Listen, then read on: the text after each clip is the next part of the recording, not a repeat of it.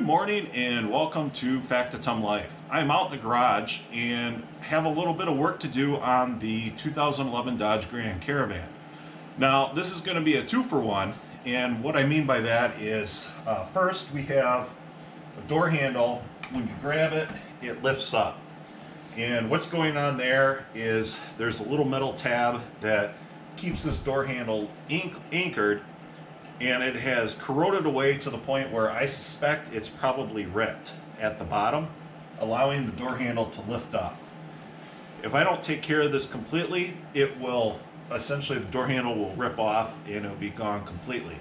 I'm going to take the inner door panel off, take this door handle off, and we're going to add some metal to it. I did this on the driver's side sliding door, and has held for over a year, and it's held up to kids yanking on it and pulling on it. The next step that we have to do while we're inside the door panel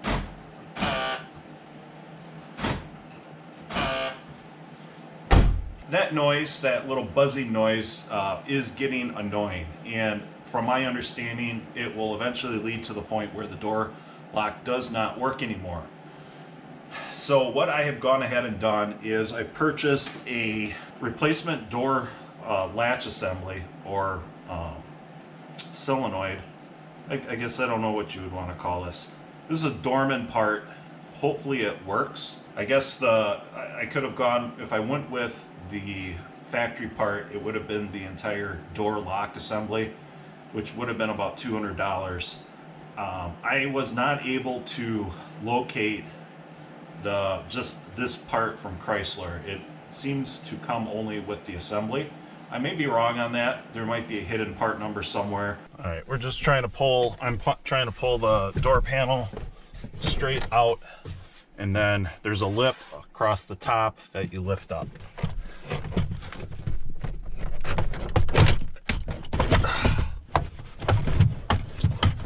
Come on.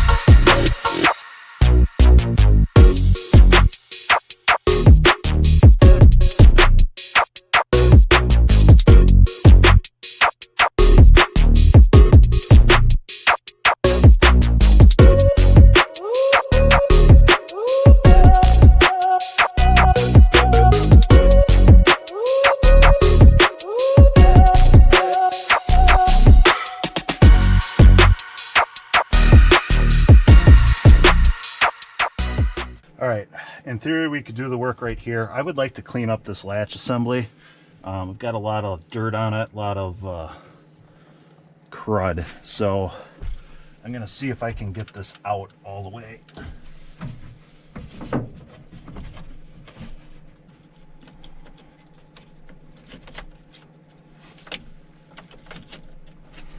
Wow, seemed a little too easy.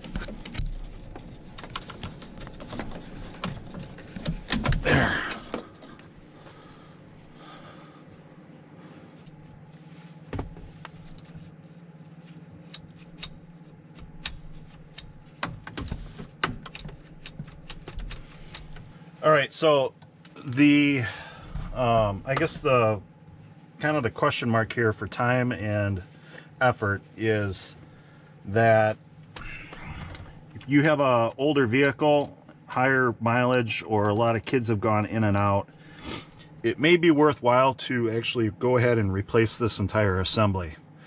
And the reason why I'm saying that is because this little piece here that I'm playing with is it attaches in this hole, and this goes up and down sort of like that. Now, to give you a little bit of a history of what has happened, this has made noise like I demonstrated earlier. However, before the noise started, the door lock would actually stay in the unlocked position. It wouldn't make any noise.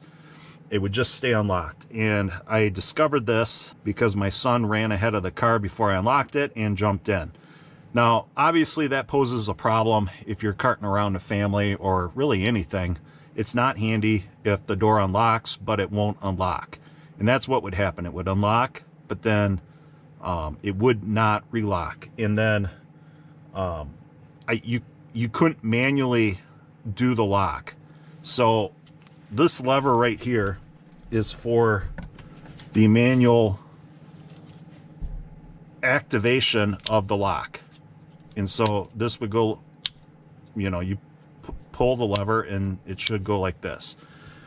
Now, what ended up happening was I would take a needle nose, pop the cover off, and I would do this in a gas station parking lot, and I would yank on this until it would lock. Now, this piece obviously isn't the problem. However, this piece right here, it's moving much better, but it's not moving smoothly. And, you know, I don't know if this is worn out. I don't really know.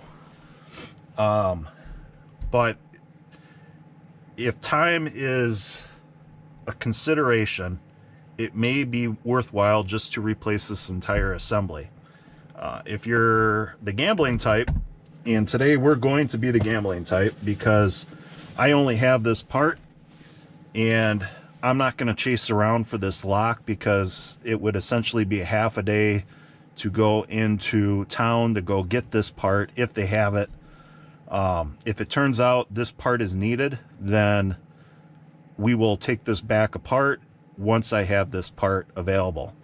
So this is the challenging part with working on your own car, is that especially if you need it. Now, I do have another vehicle available to me, so this could sit in here.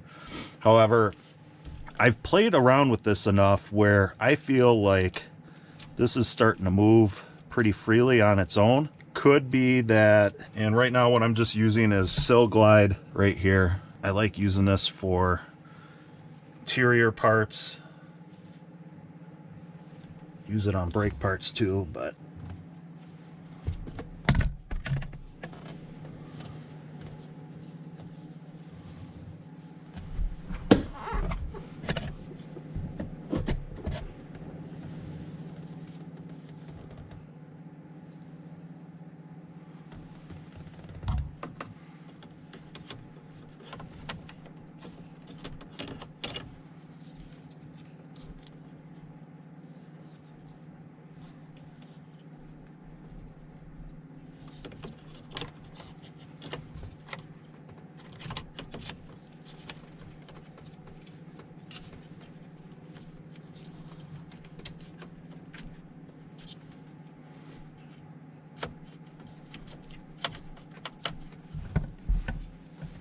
this slides, this is a slider, and then this is a slider to guide it. And then we have one torque screw that will go right here.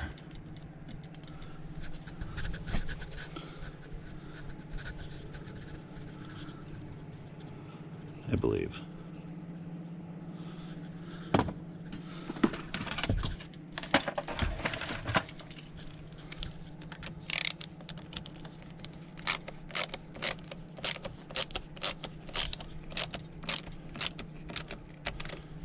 So that's all tight now. Now what we got here.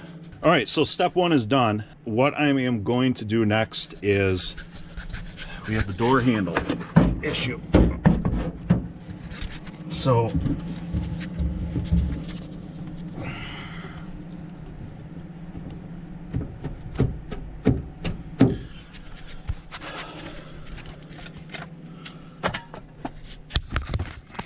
we're going to take that, I'm going to take that out and to better brace it. And then once that is done, we can slide this all back together and hopefully we have something that works.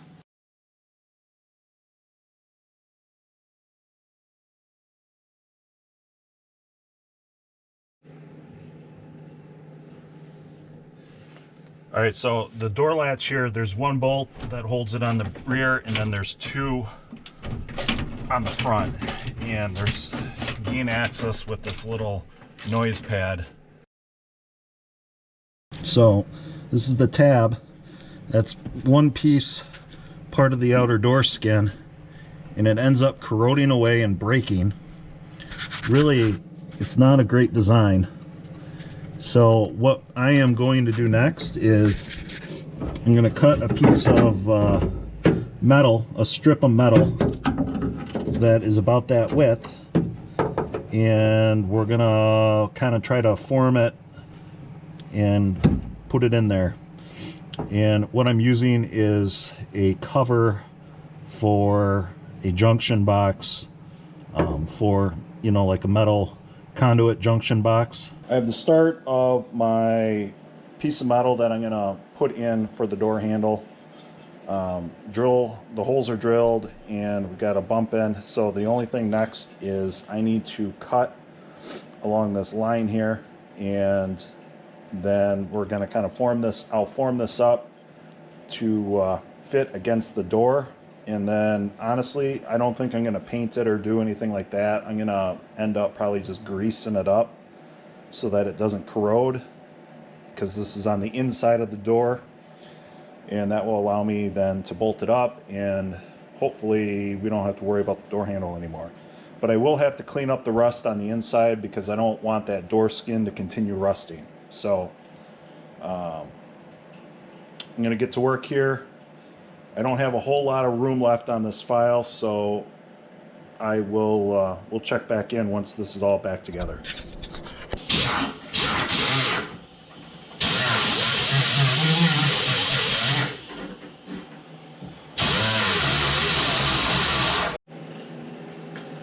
All right, so this project really has morphed, and unfortunately, if a little bit of rust is going to make this break, then you know, it's not surprising that we have rust dripping down.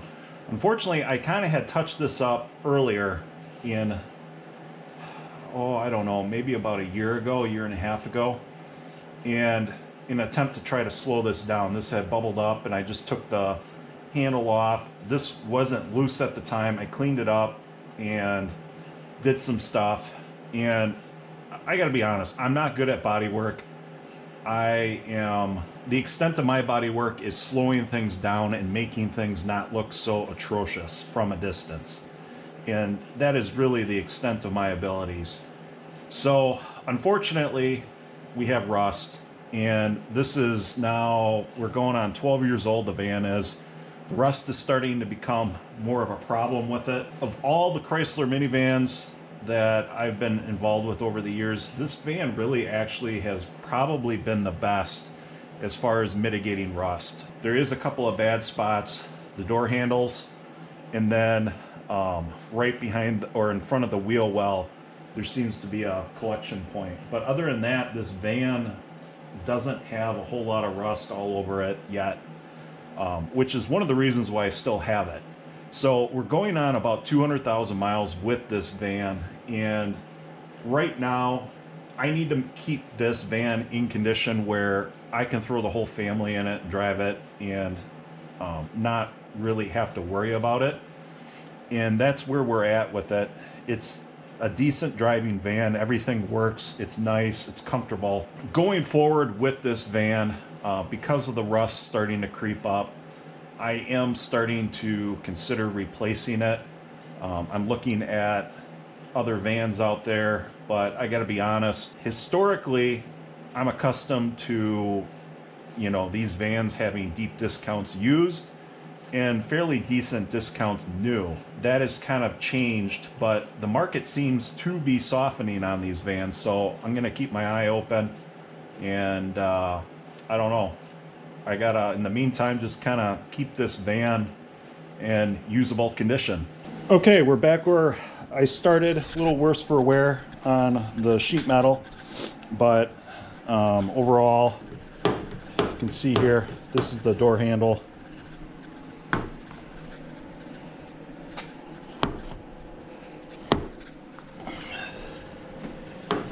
This is what I was after. Nice and tight. I'm gonna have to go back through, sand this down, and make it look a little more presentable, but I'm not doing that today. On the back side, this is what it looks like. So I sprayed some Amsoil metal protectant in hopes of slowing down some corrosion that most likely will occur. Metal plate cover is just thin enough where I can slide it behind this door handle. Door handle still works as it should, and just acts as a retainer tab.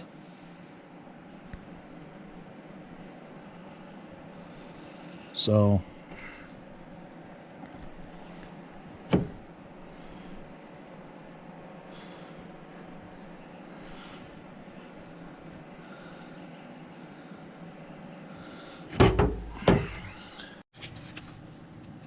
okay, as I go back together, what I am doing first is I had to get the cabling and tracking system positioned correctly. I'm not entirely sure I needed to originally take these bolts out, but I did, and so before I go back together, I have aligned it and started the bolts. They're not tight, but I'm going to see if I can basically get this into position correctly. We will see. The next step here is I have a track piece that I'm not entirely sure needed to come out, but I did take out, and so this is going to have to go back in. So I'll have to fish that in next.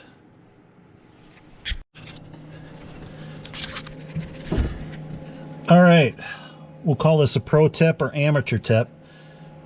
This is the track. This is the back of the sliding door. This track is being very difficult to get back into place, and I really don't think it needed to be removed. We'll find out here, but I took out the entire assembly, gained access, and I think the key here is you twist it about 45 degrees the wrong direction, which allows you to clear the safety beam, and then we can hopefully slide it back into place.